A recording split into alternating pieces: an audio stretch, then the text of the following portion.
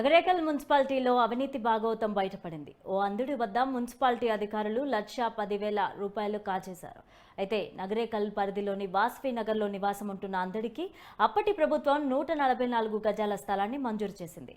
అయితే అప్పటి నుంచి ఇప్పటి వరకు ఇంటి నిర్మాణం చేపట్టకుండా తాత్కాలికంగా నివాసం ఏర్పాటు చేసుకొని ఉంటున్నారు. ఇప్పుడు ఇంటి నిర్మాణం చేపడుతుండగా ఇంటికి ఎలాంటి పర్మిషన్లు లేవని మున్సిపాలిటీ సిబ్బంది వచ్చి అడ్డుకున్నారు. ఇంటి నిర్మాణ అనుమతుల కోసం 1,60,000 రూపాయలు డిమాండ్ చేశారు. అంధుడు 1,10,000 రూపాయలను యాదయ్య అనే వార్డ్ ఆఫీసర్కు ఇచ్చినట్లు తెలిపారు. అయితే తన ఇంటికి పర్మిషన్ నల్లా కనెక్షన్ ఇవ్వడం లేదని వాపోతున్నాడు. విషయం మున్సిపాలిటీ కమిషన్ వరకు వెళ్లడంతో అసలు విషయం బయటపడింది. అంధుడు ఎలాంటి నగదు కట్టినట్లు రికార్డులో లేదని చెప్పారు.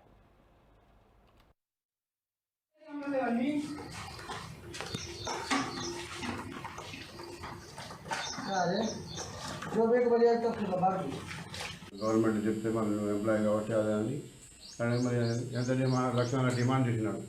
ఎంత 1,00,000 డిమాండ్ చేసినాడు. ఇక చేస్తే నేను అదని ఇక దాన్ని మళ్ళా సరే ఎంత అది ఇది 1,10,000 వదిలేసి ఇక అమౌంట్లో అకౌంట్లో రోజు క్యాష్ వేయాలంటే ఇక అది యాభై తీసుకుపోయి ఇచ్చినాం.